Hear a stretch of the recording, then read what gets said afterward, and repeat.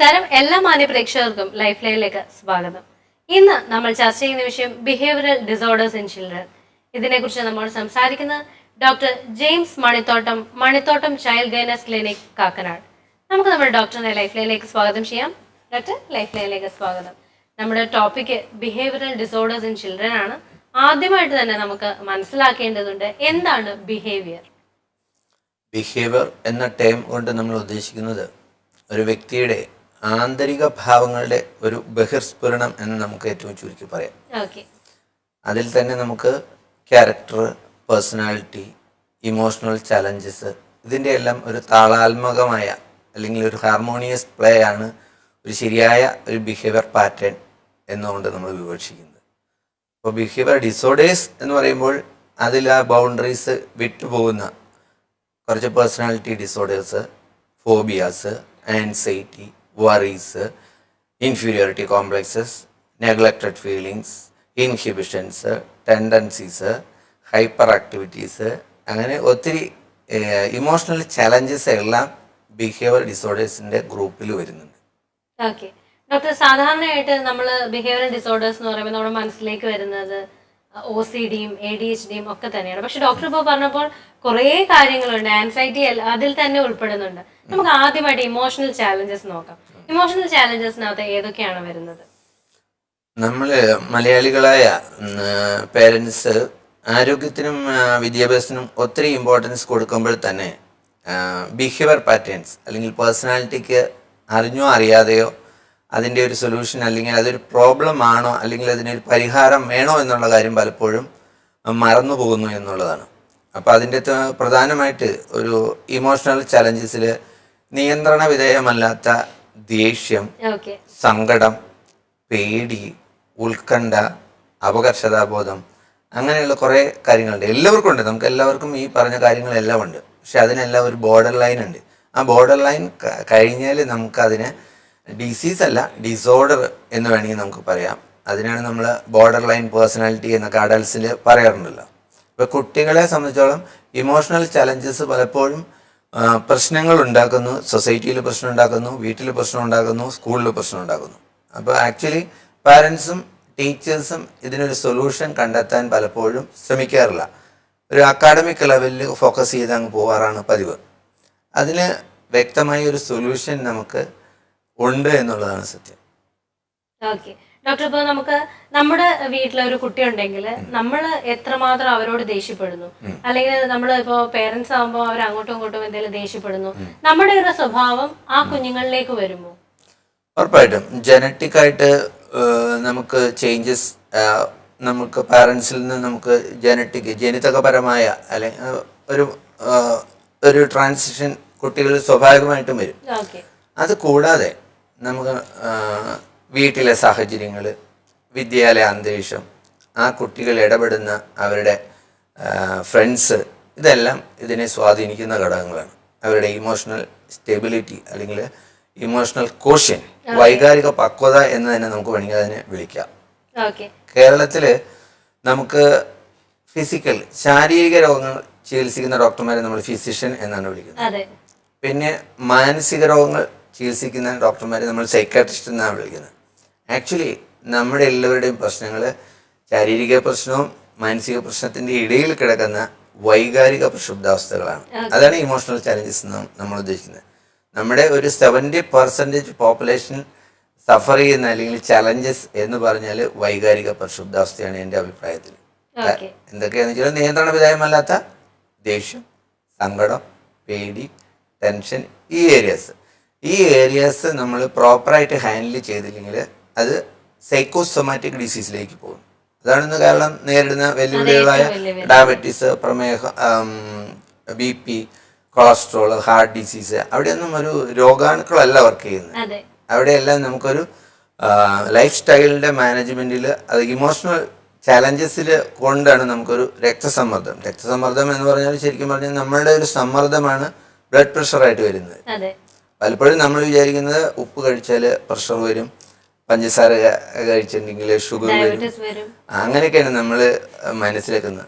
എൻ്റെ ഒരു കൺസെപ്റ്റിൽ emotional challenges, അപ്പോൾ വൈകാരിക പ്രക്ഷുബ്ധാവസ്ഥകൾ, നിയന്ത്രണ വിധേയമല്ലാത്ത ദേഷ്യം, സങ്കടം, പേടി, ഇതെല്ലാം നമുക്ക് ഈ പറഞ്ഞ സൈക്കോസൊമാറ്റിക് ഡിസീസ്, മാനസിക വൈകാരിക കാരണങ്ങൾ കൊണ്ടുണ്ടാകുന്ന ശാരീരിക രോഗങ്ങൾക്ക് കാരണമാകുന്നു.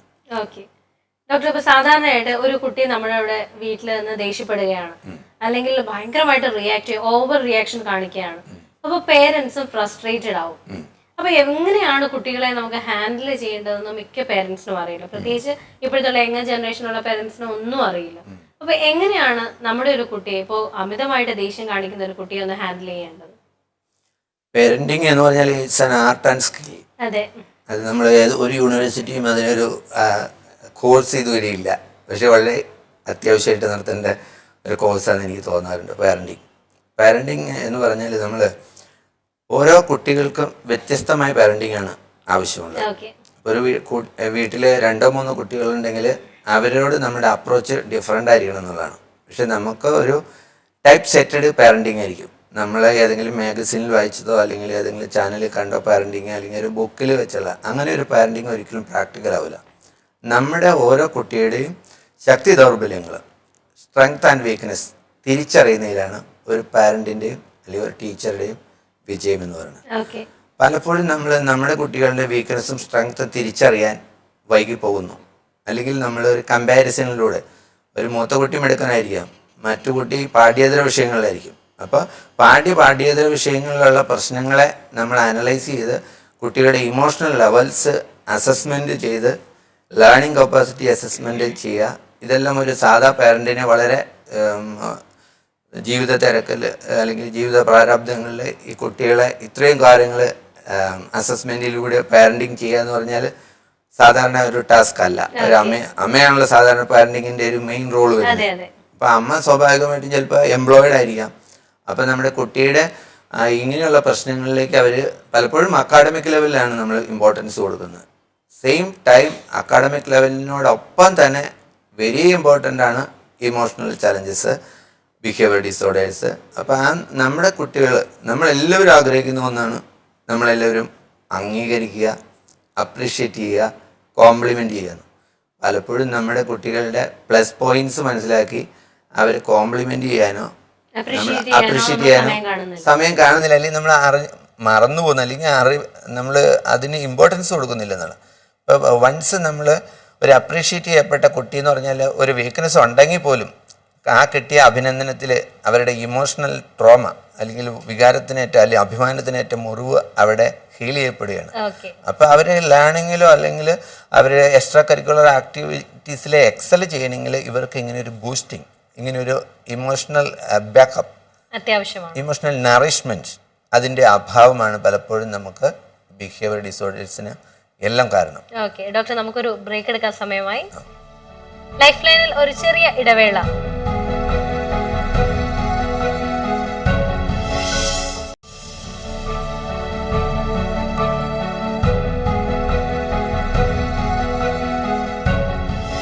ലൈഫ് ലൈനിലേക്ക് വീണ്ടും സ്വാഗതം. നമ്മൾ സംസാരിച്ചുകൊണ്ടിരിക്കുന്ന വിഷയം behavioural disorders in children. Doctor, ഇനി നമുക്ക് ബിഹേവിയറൽ ഡിസോർഡറിന്റെ ADHD നോക്കാം. അപ്പൊ എന്താണ് ADHD? ADHD എന്നുള്ള വേർഡിൽ നിന്ന് തന്നെ നമുക്ക് അതിൻ്റെ മീനിങ് ഏകദേശം മനസ്സിലാവും. Attention span. AD എന്ന് പറഞ്ഞാൽ അറ്റൻഷൻ ഡെഫിസിറ്റ്. അറ്റൻഷൻ സ്പാൻ വളരെ പൂവറായിട്ടുള്ള അവസ്ഥ എല്ലാവർക്കും വരും. പക്ഷേ അത് വളരെ വെരി പൂവർ എന്ന് പറയുമ്പോഴാണ് നമുക്ക് AD എന്ന് പറയും. ADD ഉണ്ട്, അറ്റൻഷൻ ഡെഫിസിറ്റ് ഡിസോർഡർ. അതിൻ്റെ അകത്ത് ഹൈപ്പർ ആക്ടിവിറ്റി, ഇമ്പൾസീവ്നെസ്, ആ രീതി വരുമ്പോഴാണ് നമ്മൾ HD ആഡ് ചെയ്യുന്നത്. അപ്പോൾ ഹൈപ്പർ ആക്ടിവിറ്റി. അപ്പോൾ അങ്ങനെയുള്ള കുട്ടികൾ നമ്മൾ മലയാളത്തിൽ പറഞ്ഞാൽ പിരിപിരിപ്പുള്ള കുട്ടികൾ, റെസ്റ്റ്ലെസ് ആയിരിക്കും. അവർക്ക് എവിടെയും സമാധാനമായിട്ട് ശാന്തമായിട്ടും സീറ്റിംഗ് പറ്റില്ല. എല്ലാവരും ഇരിക്കുന്ന സ്ഥലത്താണെങ്കിൽ, ഇപ്പോൾ നമ്മളൊരു പ്രത്യേകിച്ച് ഫങ്ഷനിലൊക്കെ ചെല്ലുകയാണെങ്കിൽ, ഫ്യൂണറലോ അല്ലെങ്കിൽ മാരേജോ അങ്ങനെയുള്ള സാഹചര്യങ്ങളിലാണെങ്കിൽ എല്ലാവരും കാമായിട്ടിരിക്കുമ്പോൾ അവർ കുറച്ച് റെസ്റ്റ്ലെസ് ആയിട്ട് എവിടെയെങ്കിലുമൊക്കെ കയറി മറിയുക, കുത്തി മറിയുക. അവർ കുറച്ച് അറ്റൻഷൻ സീക്കിംഗ് ആയിരിക്കും. സെയിം ടൈം പക്ഷെ ക്വൈറ്റ് ഇൻ്റലിജൻ്റ് ആയിരിക്കും. അപ്പോൾ അത് ഇമ്പൾസീവ്നെസ് കൂടിയ കുട്ടികളാണെങ്കിൽ അവർ മറ്റു കുട്ടികളെ ഞോണ്ടുക, ഉപദ്രവിക്കുക, കുഴപ്പമുണ്ടാക്കുക. അങ്ങനെ എന്നാൽ അവർക്ക് എവിടെയും ക്ഷമയോടെ ഇരിക്കാൻ പറ്റില്ല. കാരണം അവരുടെ എനർജി ലെവൽ വളരെ ഹൈ ആണ്. കാരണം ആ ഫുഡ് ഹാബിറ്റ്സും ചിലപ്പോൾ എനർജി ലെവൽ കൂടിയ ഫുഡ് ഹാബിറ്റ്സും കൂടെ ആണെങ്കിൽ പറയാൻ വേണ്ട. അത് ചിലപ്പോൾ ഒരു നശീകരണ പ്രവണതയിലേക്ക് വരെ എറിയോ പൊട്ടിക്കുകയോ നശിപ്പിക്കുക. അപ്പോൾ അവർ ടോയ്സ് ഒക്കെ കൊടുക്കുകയാണെങ്കിൽ ADHD കുട്ടികളാണെങ്കിൽ അത് നശിപ്പിക്കും. അത് കല്ലുകൊണ്ട് ഇടിച്ച് അതിൻ്റെ ഉള്ളിലുള്ള മാഗ്നറ്റ് പുറത്തെടുക്കുക. അല്ലെങ്കിൽ അവർ ഡിസ്ട്രക്റ്റീവ് ടെൻഡൻസിയും കൂടെ ഉള്ള ADHD ഉണ്ട്. അപ്പോൾ ക്വൈറ്റ് ഇൻ്റലിജൻ്റ് ആയിരിക്കും. പക്ഷേ അറ്റൻഷൻ സ്പാൻ പൂവർ ആയതുകൊണ്ട് അവർക്ക് ലേണിങ്ങിൽ ആക്സസ് കുറവായിരിക്കും. കാരണം ഇരിക്കാനുള്ള ക്ഷമയില്ലല്ലോ. അപ്പോൾ അവരുടെ ഇഷ്ടങ്ങൾ പാഠ്യേതര വിഷയങ്ങളായിരിക്കും. പക്ഷെ അവർ നമ്മൾ കറക്റ്റ് അവരെ ടൈമിൽ മനസ്സിലാക്കി അവരെ പ്രോപ്പറായിട്ട് ഗൈഡ് ചെയ്താൽ അവർക്ക് നല്ലൊരു ഫുട്ബോൾ പ്ലെയർ ആവാൻ പറ്റും. അല്ലെങ്കിൽ നല്ല കരാട്ടയൊക്കെ കൊടുത്തിട്ടുണ്ടെങ്കിൽ അവരുടെ അറ്റൻഷൻ സ്പാൻ ഇമ്പ്രൂവ് ചെയ്യും. പക്ഷെ പലപ്പോഴും നമ്മൾ കരാട്ടയ്ക്കൊക്കെ വിടുമ്പോൾ ഇടി പഠിക്കാനാണ് പൊതുവെ നമ്മൾ മനസ്സിലാക്കുന്നത്. ആക്ച്വലി കരാട്ടയൊക്കെ വളരെ നല്ലതാണ് ഇവരുടെ അറ്റൻഷൻ സ്പാൻ സിമ്പിളായിട്ട് ഇമ്പ്രൂവ് ചെയ്യാനായിട്ട്. പിന്നെ അവർക്ക് ആ സോഷ്യലൈസേഷൻ അവർ ചില ഒരു ഗ്രൂപ്പിൽ കളിക്കാനൊക്കെ അവർക്ക് ബുദ്ധിമുട്ടാണ്. കാരണം അതിന് ചില ലൂസ് ഉണ്ട്. ആ നിയമങ്ങളനുസരിച്ചായിരിക്കും അവർക്ക്. ഇപ്പോൾ ഫോർ എക്സാമ്പിൾ ഇപ്പോൾ ക്രിക്കറ്റ് ടീമിലാണെങ്കിൽ അവന് എപ്പോഴും ബാറ്റ് ചെയ്യണം, എനിക്ക് എപ്പോഴും ബാറ്റ് ചെയ്യണം. അപ്പോൾ ആ റോൾ കോളിന് വേണ്ടിയുള്ള ഒരു ക്ഷമയാണ്, പേഷ്യൻസ് ഉണ്ടാവില്ല. അതാണ്. അപ്പോൾ ഏതൊരു അങ്ങനെയുള്ള ഗ്രൂപ്പ് പ്ലേസിലൊന്നും അവർ മിക്കവാറും പിള്ളേർ കളിക്കാൻ കൂട്ടുകയില്ല അവർ. കാരണം ഇവരൊരു കുഴപ്പക്കാരനാണ്, പ്രശ്നക്കാരനാണ്. ഇപ്പോൾ സ്കൂളുകളൊക്കെ എന്തെങ്കിലും പ്രശ്നം ഉണ്ടായാലും മിക്കവാറും അയാളൊന്ന് തോണ്ടിയിട്ടുണ്ടാവുള്ളൂ, പക്ഷേ മറ്റേ ആൾ തിരിച്ചടിച്ചിട്ടുണ്ടാവും. പക്ഷെ പ്രതി ഈ പറഞ്ഞ ആളായിരിക്കും ADHD കാരൻ. ആക്ച്വലി ഒരു ഹോർമോൺ ഇംബാലൻസ് കൊണ്ടാണ് ADHD ഉണ്ടാവുന്നത്. അതൊരു പലപ്പോഴും നമ്മൾ ഇത് മനസ്സിലാക്കാതെ വളർത്തുദോഷമായിട്ടാണ് ഇതിനെ നമ്മൾ സൊസൈറ്റി ചിത്രീകരിക്കുന്നത്. അല്ലെങ്കിൽ ടീച്ചേഴ്സ് പോലും ADHD മനസ്സിലാക്കുന്നില്ല.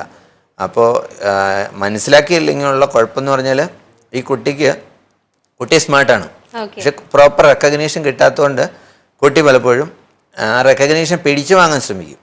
അതിൻ്റെ ഭാഗമായിട്ട് അറ്റൻഷൻ സീക്കിങ്ങും ആൻറ്റി സോഷ്യൽ പ്രോഗ്രാംസിലൊക്കെ ഇടപെടും. അവിടെയും അറ്റൻഷൻ കിട്ടും. അറ്റൻഷൻ ഏത് വിധേനയും കിട്ടണം.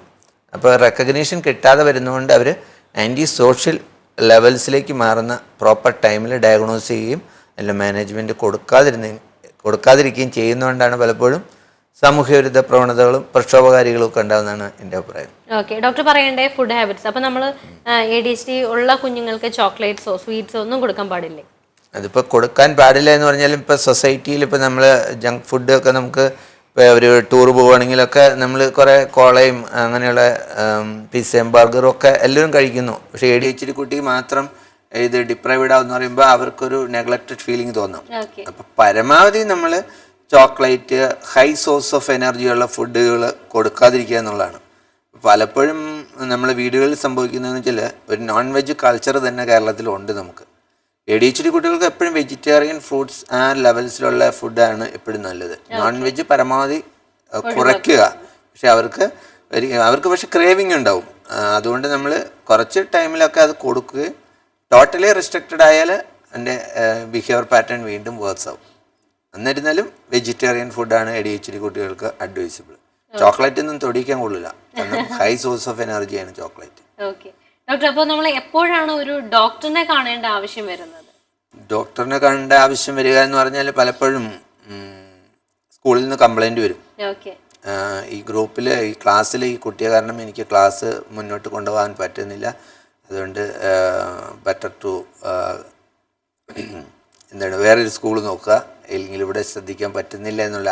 ആക്ച്വലി ADHD എന്ന് ടീച്ചർക്ക് മനസ്സിലാവുന്നില്ല എന്നുള്ളതാണ്. അപ്പോൾ കംപ്ലൈൻറ്റ്സ് ഇപ്പോൾ ചർച്ചിൽ നിന്ന് വരുന്നു, സ്കൂളിൽ നിന്ന് വരുന്നു, ഫ്രണ്ട്സിൽ നിന്ന് വന്നു, എല്ലാവരും കംപ്ലൈൻറ്റ് പറയാൻ തുടങ്ങുമ്പോൾ നമുക്ക് തന്നെ ഒരു ബുദ്ധിമുട്ടാവും. അപ്പോൾ പാരൻറ്റിങ്ങിൻ്റെ കുഴപ്പമാണോ എന്നുള്ള ഒരു ഡൗട്ട് വരും അവിടെ.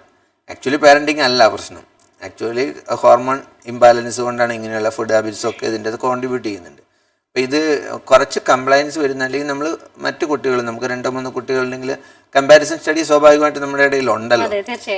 അങ്ങനെ വരുമ്പോൾ നമ്മൾ എവിടെയോ സംതിങ് റോങ് എന്നുള്ളത് മനസ്സിലാവും. പക്ഷേ ഞാൻ ഈ പറഞ്ഞ രീതിയിൽ സൈക്കാട്രിസ്റ്റിൻ്റെ അടുത്തേക്ക് പോകാനുള്ള അല്ലെങ്കിൽ ഒരു സ്റ്റിഗ്മ നമുക്ക് ഉണ്ട് സ്വാഭാവികമായിട്ടും.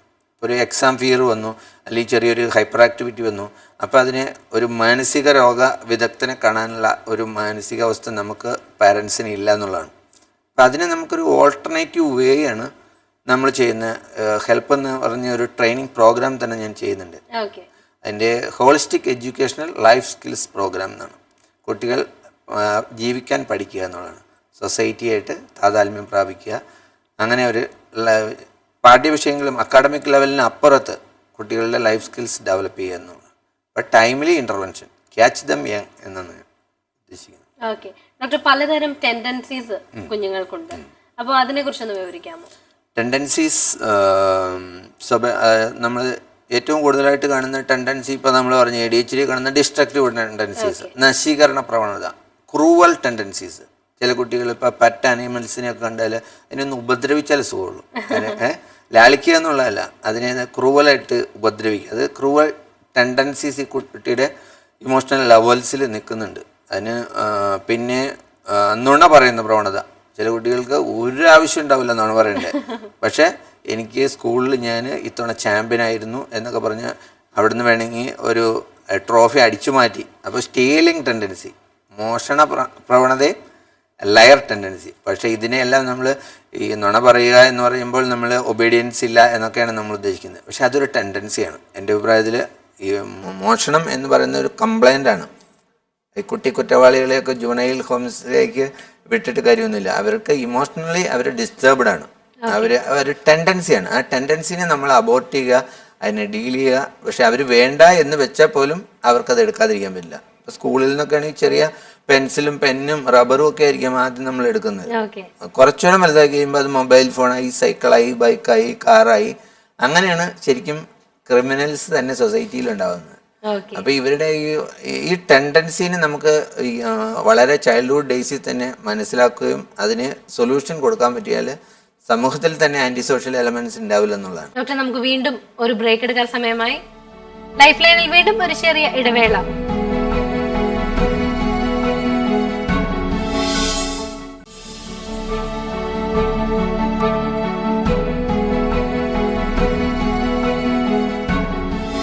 ലൈഫ് ലൈനിലേക്ക് വീണ്ടും സ്വാഗതം. നമ്മൾ സംസാരിച്ചുകൊണ്ടിരിക്കുന്ന വിഷയം behavioural disorders in children. Doctor, നമ്മൾ ടെൻഡൻസീസ് ആണ് പറഞ്ഞുകൊണ്ട് വന്നത്. അതിന്റെ ഒരു സൊല്യൂഷൻ എന്താണ്? ടെൻഡൻസീസ് പെട്ടെന്ന് നമുക്ക് ജനറ്റിക് ആയിട്ടുള്ള ഒരു ടെൻഡൻസിൻ്റെ അകത്ത് വരാം. അപ്പം അതുകൊണ്ട് കാര്യങ്ങൾ നമ്മളൊരു കൗൺസിലിങ്ങിലൂടെ ഒരു യാഥാർത്ഥ്യബോധത്തിലേക്ക് കൊണ്ടുവരാൻ ശ്രമിക്കുന്നു എന്നുള്ളതാണ് നമ്മൾ ഫസ്റ്റ് സ്റ്റെപ്പ് അതിൻ്റെ സൊല്യൂഷനിൽ. പലപ്പോഴും ഔട്ട് ഓഫ് കൺട്രോൾ ഇമോഷൻ ആണല്ലോ നമ്മുടെ ചാപ്റ്റർ തന്നെ ഔട്ട് ഓഫ് കൺട്രോൾ ഇമോഷൻസ് അല്ലെങ്കിൽ ബിഹേവിയർ ഡിസോർഡേഴ്സ്, അതിൻ്റെ ഒരു പാർട്ടാണിത്. അപ്പോൾ ഒരു കൗൺസിലിങ്ങിൻ്റെ ലിമിറ്റേഷൻ നിൽക്കില്ലാത്ത കുറേ കേസുകളുണ്ട്. അപ്പം നമ്മൾ എത്രമാത്രം ബോധവൽക്കരിച്ചാലും കൗൺസിലിംഗ് ചെയ്താലും ചില കുട്ടികൾക്ക് ഇപ്പോൾ മോഷണം അല്ലെങ്കിൽ നുണ പറയുക, ഈ കാര്യങ്ങൾ എത്ര ബോധവൽക്കരിച്ചാലും അവർക്ക് ഇൻവോളണ്ടറി ആണ്. ഓട്ടോണമിക് നെർവസ് സിസ്റ്റം അവിടെ വർക്ക് ചെയ്യും. അപ്പോൾ അവർക്ക് അറിയാതെയാണ് ഇങ്ങനെ പോകുന്നത്. അപ്പോൾ അതൊരു ഹോർമോൺ ഇംബാലൻസ് ആണ്. അപ്പോൾ അവർ ഇമോഷണലി ട്യൂൺ ചെയ്യുക എന്നുള്ളതാണ്. ഇമോഷണൽ നറിഷ്മെൻറ്റ് കൊടുക്കുക.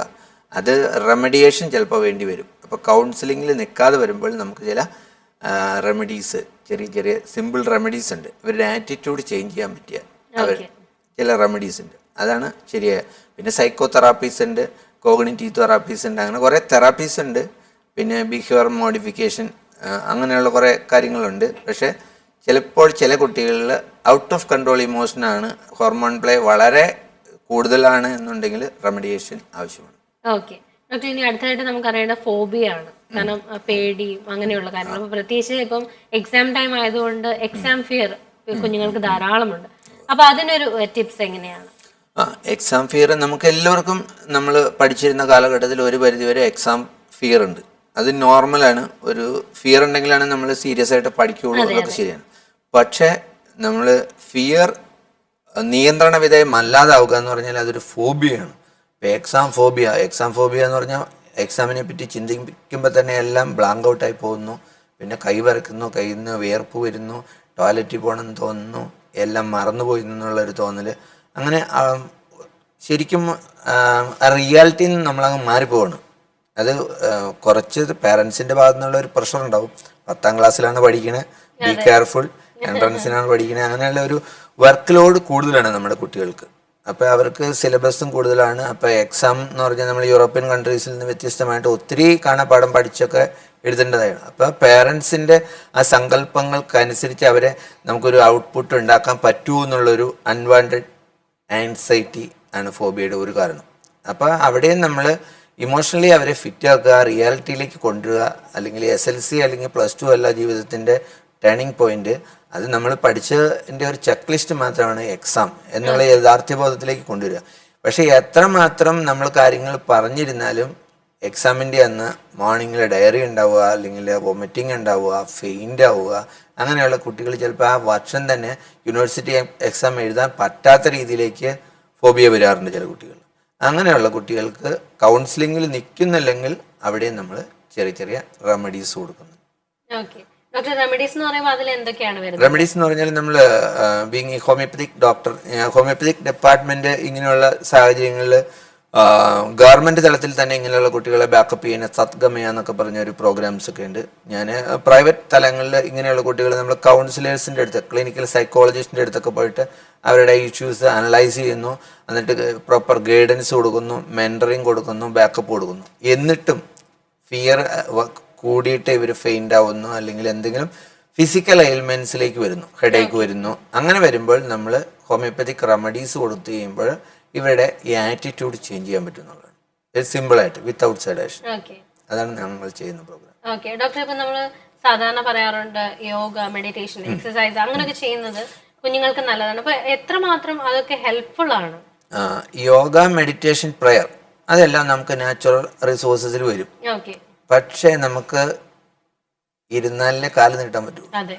അപ്പൊ നമുക്ക് അതിനുള്ളൊരു മനോഭാവം, പ്രാർത്ഥിക്കാൻ ഒരു കോൺസെൻട്രേഷൻ ഇല്ലെങ്കിൽ നമുക്ക് പ്രയർ പറ്റില്ല. യോഗയ്ക്ക് ഇരിക്കണമെങ്കിൽ അതിനും നമുക്കൊരു പോസിറ്റീവ് ആറ്റിറ്റ്യൂഡ് ഉണ്ടെങ്കിൽ നമുക്ക് അവിടെ പോയി ഇരുന്ന് ഒരു 20 മിനിറ്റ്സ് എങ്കിലും കോൺസെൻട്രേറ്റ് ചെയ്ത് ഫോക്കസ് ചെയ്ത് യോഗ ചെയ്യാനുള്ള ഒരു മാനസിക ഭാവം ഈ എക്സാം ഫിയർ ഉള്ള കുട്ടിയെ സംബന്ധിച്ചോളം ഉണ്ടാവില്ല എന്നുള്ളതാണ്. അല്ലെങ്കിൽ നമ്മളൊരു പ്രത്യേക ഫോൺ നമ്പറിലേക്ക് വിളിച്ചാൽ, നമ്മൾ ഇപ്പോൾ ട്രിവാൻഡ്രത്തെ വിളിച്ചിട്ടുണ്ടെങ്കിൽ ഇപ്പോൾ സൈക്കോളജിസ്റ്റുകൾ ഗ്രൂപ്പ് എക്സാം ടൈമിലുണ്ട്, ആ നമ്പറിൽ വിളിച്ചാൽ അവർ വേണ്ട കൗൺസിലിംഗ് കൊടുക്കുമെന്നും പറഞ്ഞ് നമ്മൾ ഗവൺമെൻറ് തന്നെ ഏർപ്പെടുത്തിയിട്ടുണ്ട്. പക്ഷേ ആ നമ്പറിൽ വിളിക്കാനുള്ള ഒരു കോൺഫിഡൻസ് ഉണ്ടെങ്കിൽ എക്സാം ഫിയർ ഉണ്ടാവില്ല. പലപ്പോഴും ആ കുട്ടിക്ക് ആ നമ്പറിലൊന്നും വിളിച്ച് ഇത് കമ്മ്യൂണിക്കേറ്റ് ചെയ്യാനുള്ള ഒരു കോൺഫിഡൻസ് ഉണ്ടാവില്ല എന്നുള്ളതാണ് സത്യം. അപ്പോൾ lack of confidence, unwanted fear, അതൊക്കെയാണ് എക്സാം ഫിയറിലേക്ക് വരുന്നത്. അല്ലാതെ നമുക്ക് എല്ലാവർക്കും ഒരു പരിധി കൂടുതൽ പേടികളുള്ള ആൾക്കാരുണ്ട്. ഹൈറ്റ് പേടികൾ, അല്ലെങ്കിൽ നമ്മൾ ബസ്സിൽ കയറിയ ബസ് മറിയോ എന്നുള്ള പേടി, fear of disease, fear of cancer, fear of death. പിന്നെ ഒരിടയ്ക്ക് കുട്ടികളെ കൊണ്ടുവരുന്നു ബ്ലാക്ക് മെൻ വരുമെന്ന് ചോദിച്ചു. പിന്നെ മൂവാറ്റുപുഴ റീജിയനിലൊക്കെ ആണെങ്കിൽ മുല്ലപ്പെരിയാർ പൊട്ടുവോ എന്ന് കരുതി ഉറക്കം വരാതിരിക്കുന്ന കുട്ടികളുണ്ട്. അങ്ങനെ ഒത്തിരി ഫോബിയസ് ഉണ്ട്.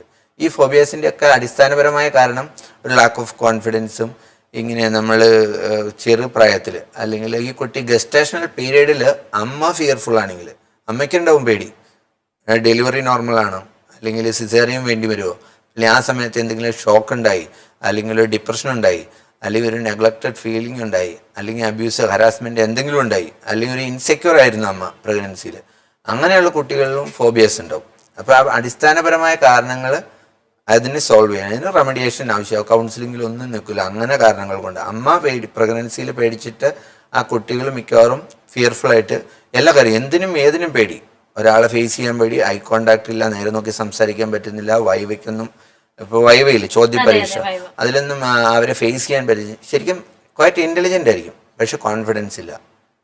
അത് നമ്മുടെ ഇന്ന് സൊസൈറ്റിയിൽ കുട്ടികൾ കാണുന്ന വലിയ ഒരു പ്രശ്നമാണ്.